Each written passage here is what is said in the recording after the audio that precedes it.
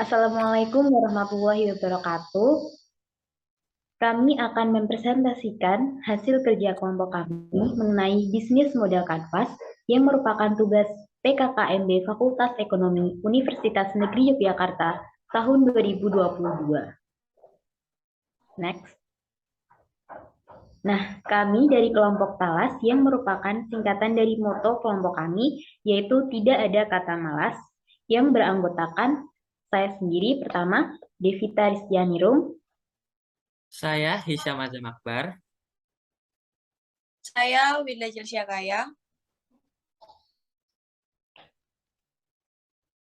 Oke, jadi untuk penugasan BMC kali ini kami mengambil produk berupa makanan khas Kalengan. Jadi kami tidak mengambil produk secara spesifik ya, tapi secara umum. Nah, sebelum masuk kita mungkin cari dulu apa sih definisi dari makanan khas Kalengan itu. Jadi, makanan khas Kalengan adalah makanan khas Indonesia yang diawetkan dengan metode memasukkan dan menyimpan makanan dalam wadah yang terbuat dari kaleng kedap udara. Selanjutnya, makanan kalengan dikembangkan pada akhir abad ke-18. Tujuannya adalah mengawetkan bahan makanan bagi para tentara atau pelaut di medan perang. Berdasarkan data Academy of Nutrition and Dietitian, ini ada lebih dari 1.500 jenis makanan yang dikalengkan. Tidak heran, semakin banyak orang yang mengonsumsi makanan kemasan kaleng ini. Selain praktis, juga tersedia dalam varian yang cukup banyak.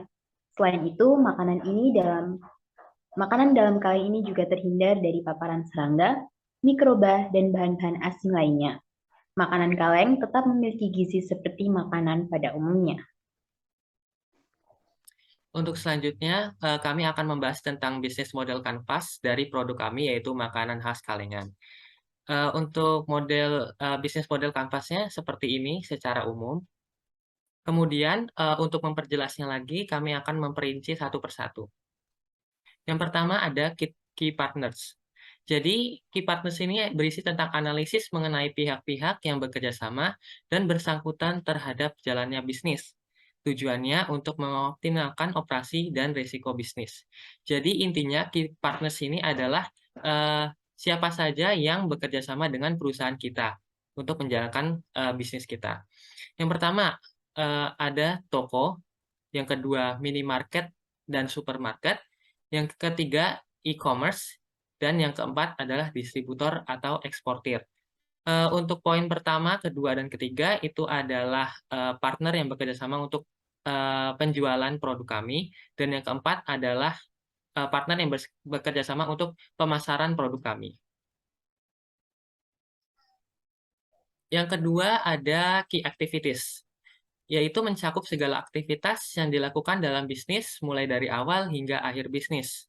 Jadi apa saja sih aktivitas yang kami lakukan untuk membuat produk itu sendiri sampai kepada tangan pelanggan. Yang pertama ada perencanaan produk, yaitu apa saja rencana-rencana yang akan kita lakukan ke depannya.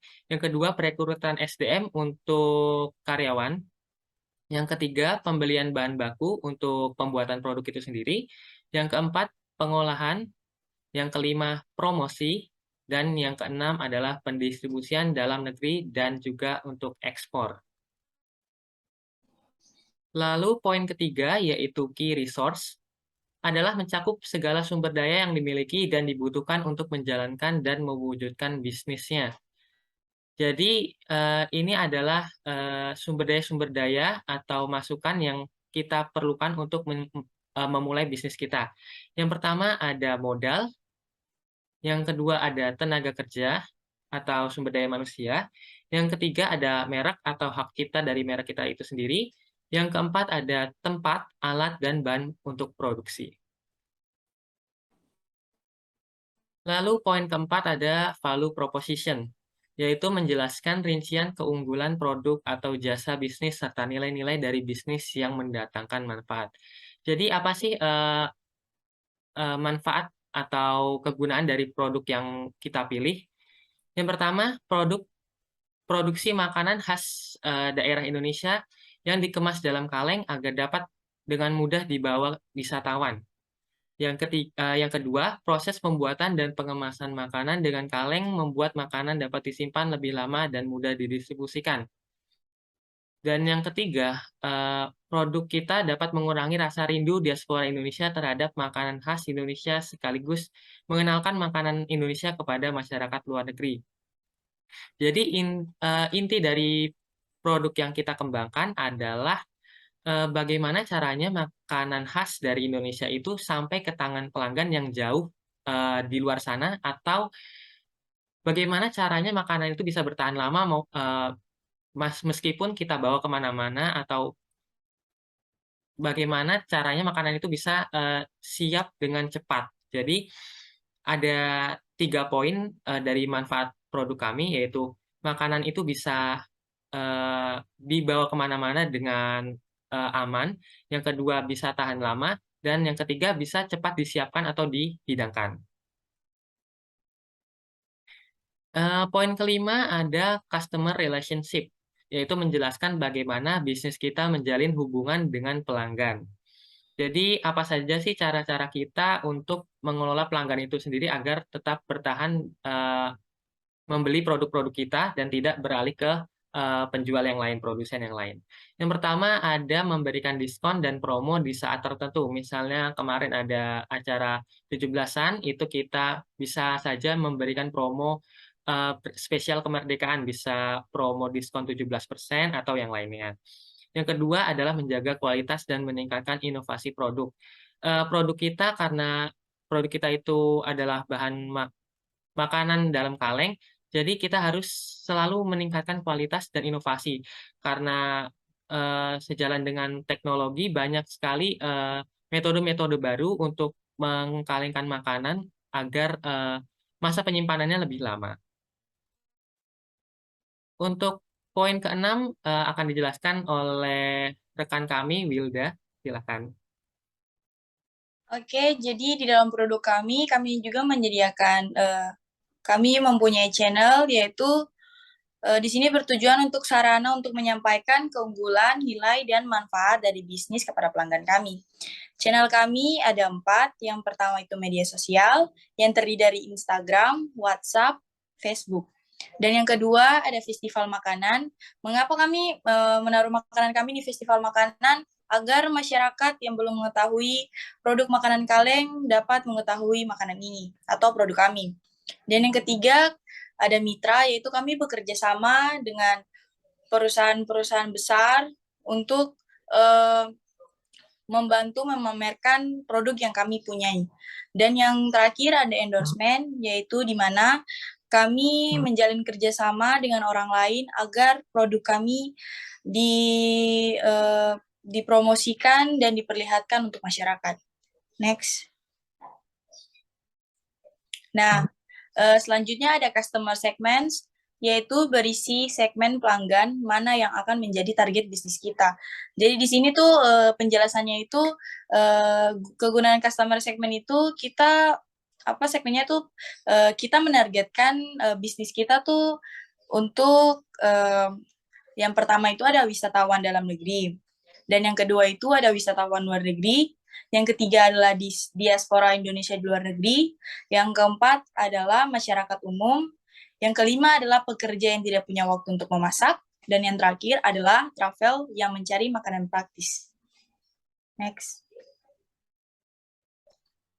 Nah, yang ke-8 adalah cost structure, yaitu mencangkup biaya apa saja yang harus dikeluarkan untuk membentuk, memproduksi, dan memasarkan bisnis. Jadi di sini itu menjelaskan tentang biaya kami yang harus dikeluarkan, membentuk, dan memproduksi produksi kami itu sebagai apa.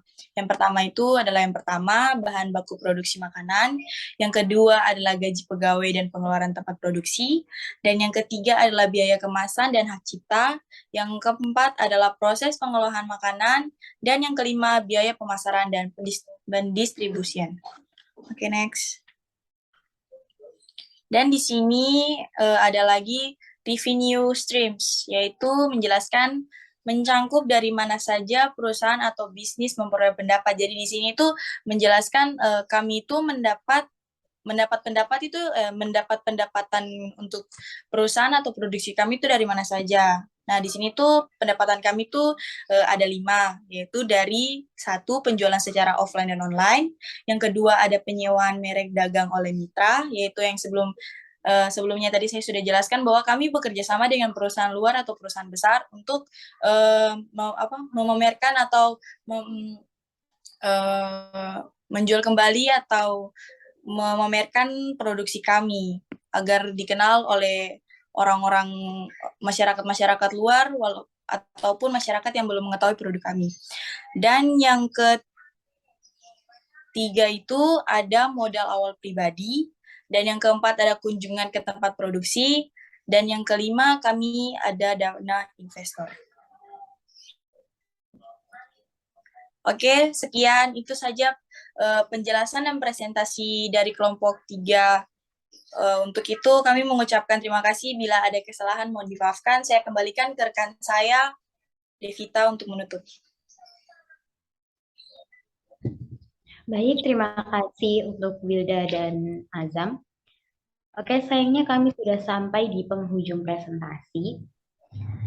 Sebagai penutup, saya ingin mengutip pernyataan dari Neil Patel. Ia mengatakan bahwa kamu tidak bisa hanya menempatkan beberapa tombol beli di situs web, lalu berharap pengunjung datang dan membeli produk kamu. Kamu perlu melakukan banyak hal agar pengunjung datang untuk membeli produk kamu. Mungkin hanya itu yang bisa kami sampaikan. Kurang lebihnya mohon maaf. Nasi goreng rasanya gurih dimakan di Kota Baru. Kuucapkan terima kasih atas semua kasih dan perhatianmu. Wassalamualaikum warahmatullahi wabarakatuh.